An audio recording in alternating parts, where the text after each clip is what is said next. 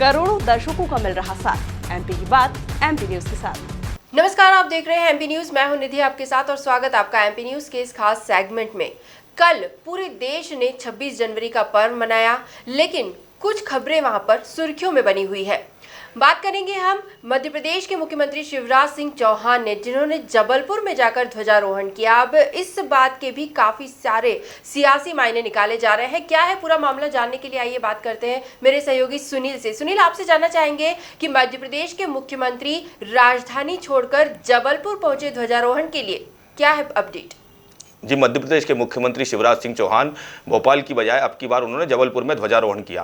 तो हम बात करें इसके मायनों की, तो मुख्यमंत्री शिवराज सिंह चौहान आगामी विधानसभा चुनाव की तैयारियों को लेकर वहां पहुंचे ऐसा माना जा रहा है, क्योंकि आगामी समय में मध्य प्रदेश में चुनाव होने, तो उसको लेकर महाकौशल जो इलाका है, जो कि जबलपुर की हम कहें कि संस्कार धानी के का दरवाजा है, तो महाकौशल इलाके के लिए में अगर वो पहुंचे हैं तो इसको काफी महत्वपूर्ण माना जा रहा है उनके ध्वजारोहण को लेकर, क्योंकि महाकौशल इलाके में कमलनाथ लगातार सक्रिय हैं। उनकी सक्रियता को देखते हुए शिवराज सिंह चौहान संस्कार धानी पहुंचे थे। वो एक दिन पहले ही वहां पहुंच गए थे, रात स्टे उन्होंने वहां पर किया, वहां के पदाधिकारियों से उन्होंने मुलाकात की। उसके बाद हम बात करें 26 जनवरी को जब उन्होंने ध्वजारोहण अगर वहां पर किया है, तो माना जा रहा है कि आगामी समय में, जिसको हम कहें महाकौशल इलाका का दरवाजा कहा जाता है जबलपुर को, तो उनके ध्वजारोहण के बाद आगामी समय में पूरी बीजेपी का वहां फोकस रहेगा। और बीजेपी पिछले जो समय है उसमें नगरीय निकाय चुनाव थे, उसमें बीजेपी की वहां हार हुई थी और कांग्रेस की जीत हुई थी। तो उसको देखकर काफी महत्वपूर्ण माना जा रहा है कि महाकौशल इलाके पर मुख्यमंत्री शिवराज सिंह चौहान का पूरा फोकस है। बात करें मुख्यमंत्री शिवराज सिंह चौहान के भाषण की, तो भाषण में भी उन्होंने काफी कुछ बातें कही और आगामी समय में जबलपुर में उन्होंने औद्योगिक क्षेत्र खोलने की बात की, जहां पर कि सब कुछ होगा, सारा इंफ्रास्ट्रक्चर होगा और सब कुछ होगा वहां पर। तो हम बात करें इस जगह पर जिस तरह से नया भोपाल या पुराना भोपाल, नया इंदौर या पुराना इंदौर, इस तरह की बातें की जा सकती है, तो आगामी समय में नया जबलपुर भी हमको देखने को मिल सकता है और इसकी परिकल्पना मुख्यमंत्री शिवराज सिंह चौहान ने पेश कर दी है। जी, जिस तरह से मुख्यमंत्री जबलपुर पहुंचे, तो उसके बाद से कांग्रेस भी लगातार इस पर सवाल उठा रही है। कांग्रेस की तरफ से क्या कहा जा रहा है?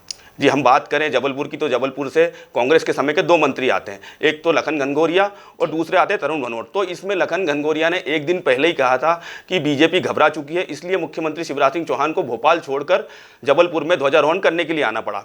और इसको लेकर उन्होंने जिक्र किया कि पुराने नगरीय निकाय चुनाव का, और उन्होंने बात की कि महाकौशल इलाके से बीजेपी ने एक भी राज्य मंत्री या कोई मंत्री नहीं बनाया। तो इसको लेकर माना जा रहा है कि आगामी समय में अगर यदि मंत्रिमंडल विस्तार होता है तो मुख्यमंत्री शिवराज सिंह चौहान महाकौशल क्षेत्र को कोई मंत्री दे सकते हैं।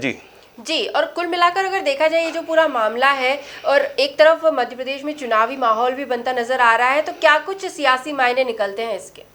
जी, बात करें जबलपुर की, तो जबलपुर जो इलाका है, हम कहें कि पूर्वी मध्य प्रदेश का दरवाजा कहा जाता है।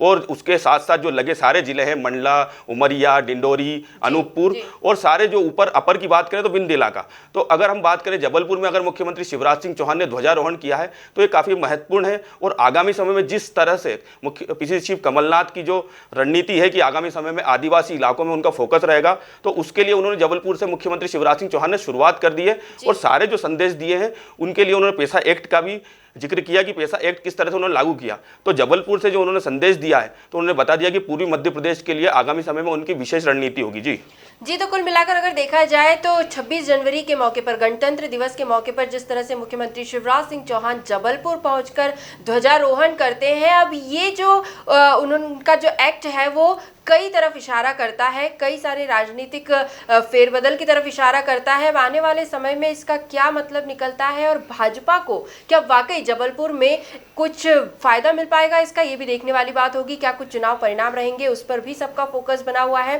फिलहाल सुनील, इन तमाम जानकारियों के लिए आपका बहुत बहुत धन्यवाद। एमपी न्यूज पर अन्य खबरें लगातार बनी हुई है, आप भी बने रहिए हमारे साथ, देखते रहिए एमपी न्यूज। धन्यवाद।